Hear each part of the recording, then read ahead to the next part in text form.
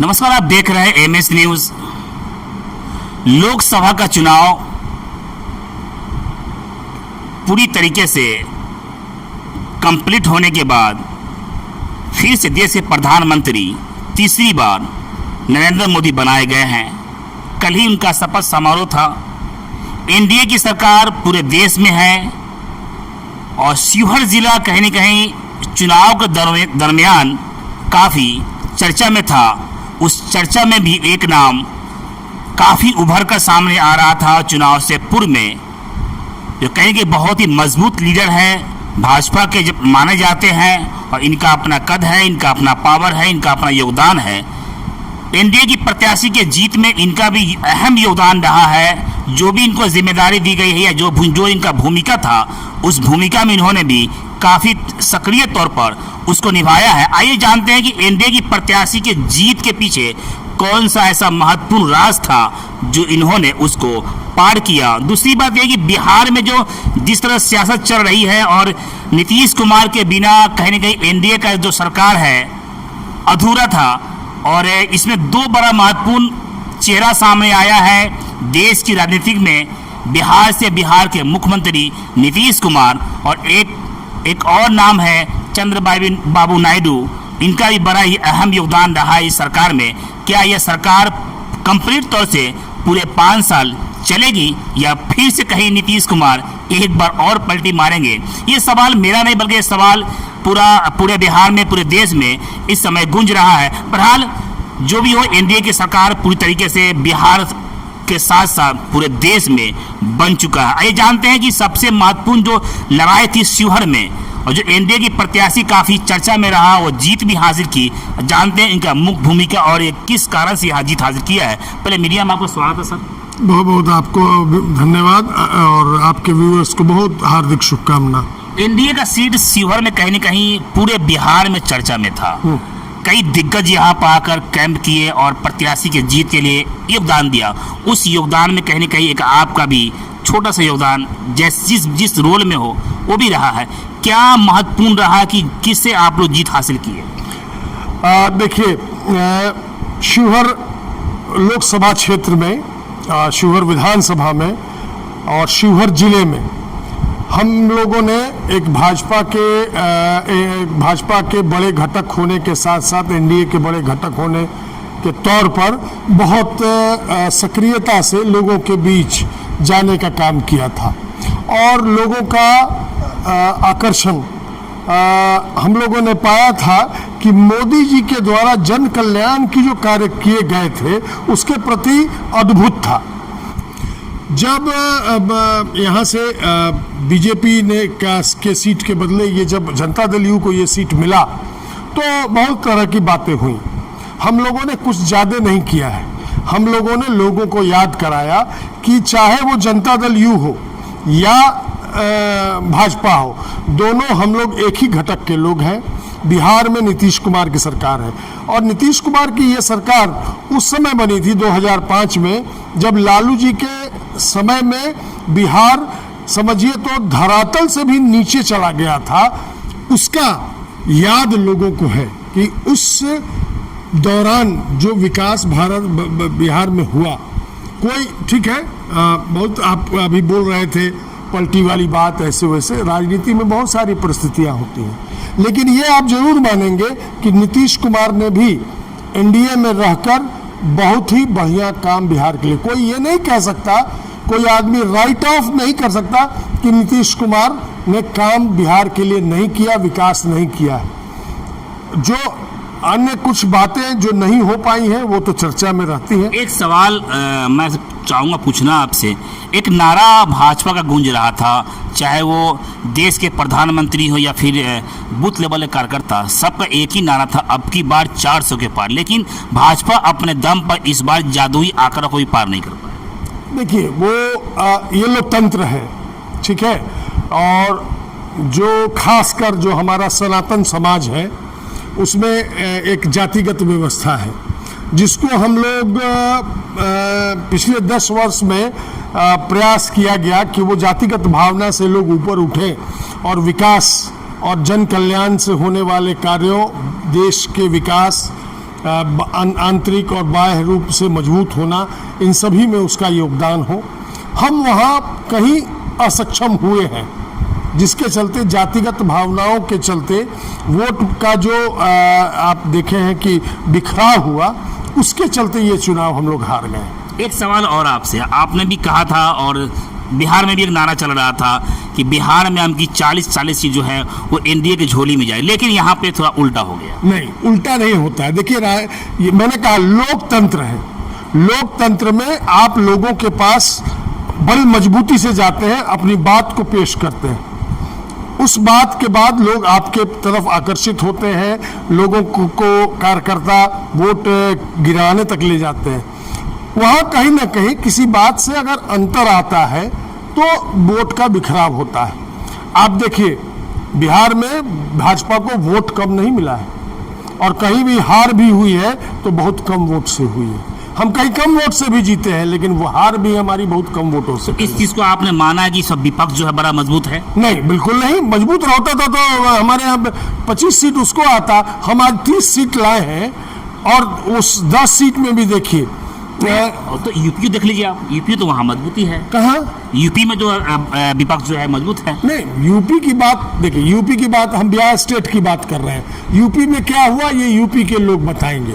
UP में क्यों बिखराव हुआ, कैसे हुआ, इसके कारण की समीक्षा भाजपा के बड़े नेता लोग हैं जो हम लोगों को लीड करते हैं, उन लोगों का, हमारे जो नेतृत्व करता है उनको इस बात का की समीक्षा करनी है।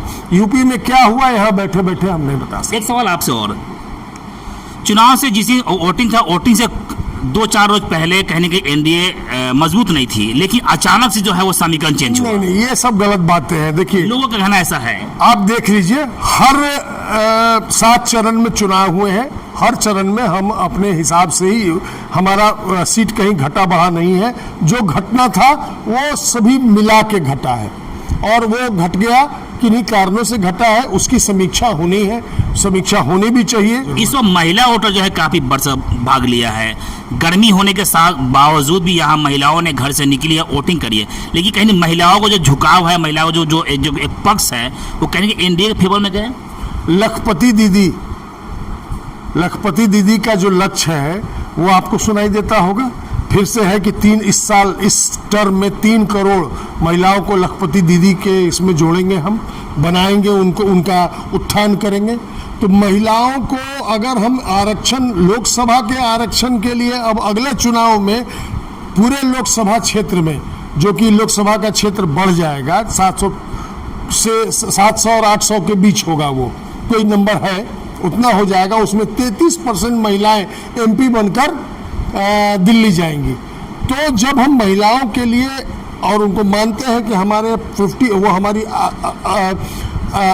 आधा है, आधा महिलाओं का अगर योगदान इस समाज में है, परिवार में है, तो ऐसे में निश्चित तौर पर महिलाओं ने उसको एक्सेप्ट किया, और उनको ये पता है कि ये सरकार मोदी जी के नेतृत्व में महिलाओं के उत्थान के लिए काम कर रही है, इसलिए उन्होंने बढ़ चढ़ कर हिस्सा लिया। देश के प्रधानमंत्री नरेंद्र मोदी तीसरी बार प्रधानमंत्री बन गए हैं, इसका गवाह पूरा देश बना है, और एनडीए की गठबंधन से सरकार बनी है, अब एनडीए सरकार है, बल्कि मोदी ने बल्कि एनडीए सरकार कराएगी ये, तो क्या लगता है? एनडीए पहले भी थी, आपको नहीं, फिर से मोदी सरकार, ये नारा कई बार लिखा जा रहा था। तो मोदी जी प्रधानमंत्री है तो मोदी सरकार ही हुई ना। अब तो एनडीए सरकार लिखा जाएगा। नहीं, ये तो जबरदस्ती की बात हो गई। हमने कभी, अगर हमको अपनी सरकार बनानी होती तो हम पिछली बार अपने घटक दल जो हमारे थे उनको मंत्री नहीं बनाते। हमको अपना मैंडेट मिल गया था, मेजॉरिटी थी, लेकिन हमने सबका सम्मान किया, एनडीए को हमने बरकरार रखा, जबकि हमारे पास 303 हमारा अपना था। तो हम करें तो ये हो गया, गलत हो गया, और अगर दूसरा कोई कहे तो वो सच हो जाएगा, ऐसा नहीं है। मंत्री से सवाल बात याद आया कि इस बार बिहार से लगभग 8 चेहरे को जो है कहीं न कहीं मंत्रिमंडल में जगह दिया गया है, लेकिन एक चेहरा खटक रहा है, वह अल्पसंख्यक कोटे से कोई भी मंत्री नहीं बनाया गया। तो अल्पसंख्यक कोटे से यहाँ से जीत के कौन गया है? हमारे एनडीए से तो कोई जीत के नहीं गया है अल्पसंख्यक कोटे से। और अल्पसंख्यक, और इसकी बात जब आती है तो वो तो तय करता है नेतृत्व की क्या करना है, और वो जो मुद्दा है उसको आप अगर देखें तो अल्पसंख्यक का मतलब सिर्फ मुस्लिम जाति नहीं हो, मुस्लिम धर्म के लोग, अन्य जाति के भी लोग हैं। तो जो लोग जीत के आए हैं उसमें कौन कौन से अन्य धर्म के लोग हैं, हम अभी उसके बारे में कभी समीक्षा नहीं की। शिवहर में बात कर लेते हैं। हाँ। यहाँ पे मजबूत पक्ष क्या रहा जिस तरह से आपने यहाँ पे जीत हासिल किया? मजबूत पक्ष ये रहा कि हम लोगों ने वही काम किया कि जो वोटर जाग नहीं रहा था उस तक हम पहुंच के ये नहीं कह रहे थे कि देखो भाई हम तुम्हारे पास आए थे और तुमने ये कहा था कि हम ऐसा करना चाहते हैं, हम मोदी जी को वोट करना चाहते हैं, और लोग कह रहे हैं कि इस बार हम लोग यहाँ से हार जाएंगे। हमारा एक तबके का जो वोट था वो जातिगत भावना में बह गया था। तो खैर उनकी गलती नहीं थी, जातिगत भावना है, लेकिन अन्य जो वोट एनडीए के थे, भाजपा का था और मोदी जी में विश्वास करता था, उसने अपने आप को तटस्थ रखा और हमने यहाँ पर 6,500 वोट से जीत हासिल की। बहरहाल अब लोकसभा का चुनाव कंप्लीट तरीके से समाप्त हो गया है, सरकारें बन गई है, अब यहाँ से मुद्दा और विकास की बातें शुरू हो जाएगी। लेकिन अब बहुत जल्द बिहार विधानसभा चुनाव भी अनकरीब 25 में आने वाला है और सुगबुगाहट शुरू हो गया है। जैसा कि चुनाव से पूर्व में भी आपने एक हिट दिया था कि हम शिवहर विधानसभा क्षेत्र से चुनाव लड़ेंगे, तो क्या इस चीज़ को मान लिया जाए कि राणा जी जो है चुनावी मैदान में शिवहर से कूदेंगे? बिल्कुल कूदेंगे और बहुत मजबूती से कूदेंगे और लोगों की राय से कूदेंगे। मैं आपको ये विश्वास के साथ कह सकता हूँ। आप भी लोगों से पूछिए, क्या शिवहर पिछले 15-20 वर्षों में विधानसभा के जो प्रतिनिधि हुए हैं शिवहर के लिए उस प्रकार से काम कर पाए हैं जिस प्रकार से शिवहर के लिए होना चाहिए? जो अफसरशाही हमारे इस जिले में चल रही है, क्या वो उस पर लगाम नहीं होनी चाहिए?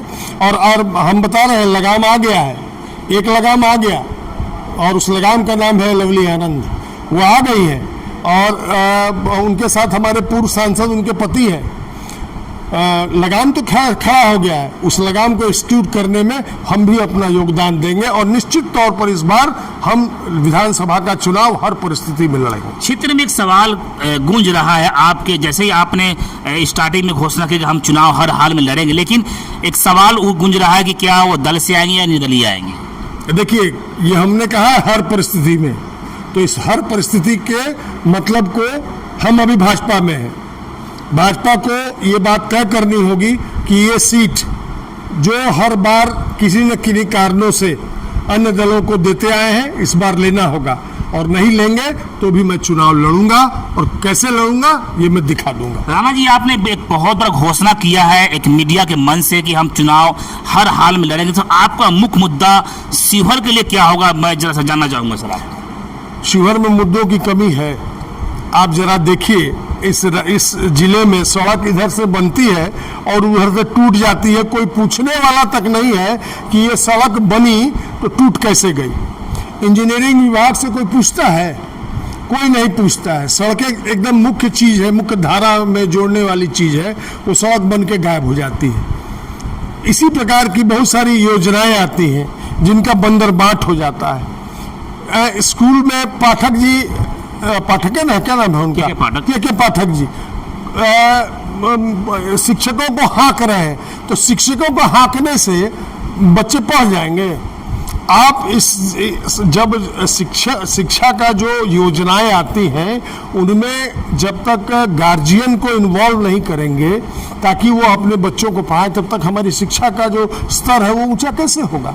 आप तनख्वाह दे रहे हैं धर्म उनको, इसका मतलब कि वो आपके गुलाम है, ऐसा नहीं, ऐसे नहीं होता है। इस जिले में हम लोग उस पर भी प्रयास करेंगे। जो अन्य चीज़ें जो राज्य सरकार से होनी चाहिए, आज हमारा शिवहर जो नगर है वो नगर परिषद हो गया।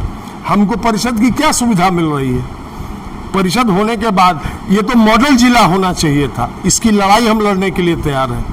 आम लोगों को ऑफिसों में बहुत दिक्कत होती है, थानों में दिक्कत होती है, सभी जगह लगाम लगाने की जरूरत है। लोगों को एडमिनिस्ट्रेशन और लोगों के बीच सामंजस्य बनने की आवश्यकता है। कुल मिलाकर राणा जी, आपने चुनाव के लिए पूरी तरीके से कमर कस लिया है। अब लगभग सुगबुगाहट भी शुरू हो गया है। तो इस चीज़ को एक मान लिया कि आप चुनावी मैदान में, चुनावी रणभूमि में जो है आप पूरी तरीके से तैयार रहेंगे। बिल्कुल, अब तो आप 1 साल 1.25 साल है और 1.25 साल बाद समय आएगा तो आप देखेंगे कि हम तैयार हैं।